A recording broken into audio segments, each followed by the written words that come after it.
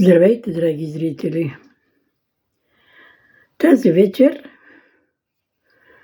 ще прочета едно мое мнение за един турски филм.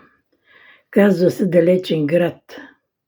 Преди години въобще не исках да гледам турски филми, защото ги мразех, като знам какво са правили на българите в 5 века.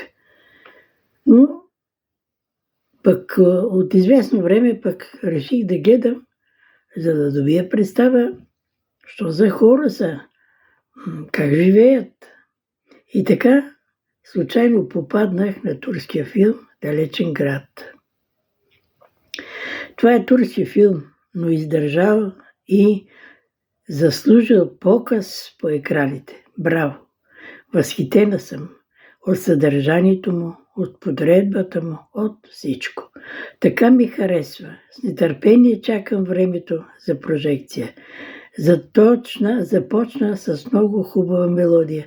Толкова чист глас и мощен. Има и турска и друга мелодия в едно. Важното е, че в началото е само мелодията, но слушайки я, поне за мене, предвещаваше нещо много хубаво и издържало много критики. Гледайки филма, все едно съм там. В лицето на Аля, снахата, виждам себе си, упорита и неподкупна, жетва готовност и обич в името на семейството и дома, изключително справедлива, умее и да обича истински, и да мрази. Завиждам и за Джихан. Такъв съпруг всяка жена би искала до себе си. Иска, но той дали иска всякоя жена? Много трудно се сближиха истински с Аля. Тя го впечатли със скромност, с отдаденост и честност. Джихан беше зрял и опитен, когато се запозна с нея. Той беше заобиколен с доверени хора. Хора е едно, съпруга е друго. Джихан оценяваше Аля заедно с детето и личеше, че с това дете е работено много за възпитанието му. Свекървата изглеждаше опака, но и тя оцени Аля и даже пое в себе си куршум, предназначен за нея. Във филма е показан живота на богатите най-вече. Не ми харесват тяхните закони за морала. Женят се първи братовчети, като циганите. Богати, но са богати с пренос на друга. И все напрежение и стрес. Де да бяха всички мъже в България като Джихан? Търпелив, обичалив, честен и справедлив. Със задоволство гледам взаимодействията между Джихан и Аля. Изпитвам и умиление, и завист. В турските филми не съм видяла мъж да посяга на жена си.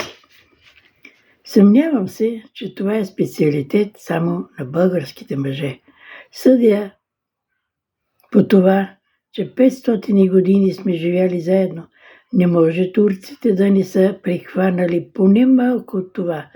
Нямам претенции, че познавам турците, но по филмите каданите винаги са или в каруца, или на кон, а съпрузите винаги ходят пеша. И Джиян е турчин, но като човек много ми харесва. За мъжа турчин, така мисля, но туркините са много подли и лоши. Не бих искала да имам приятелка туркиня.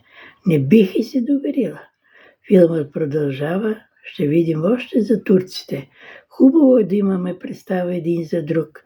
Все пак сме съседи. Само да не видя, че Джихан е убит, ще ми презлее. Това беше моето мнение за филма до тук. За филма "Далечен град". Сега, драги зрители, ще продължа с стихчета. Благодаря за търпението.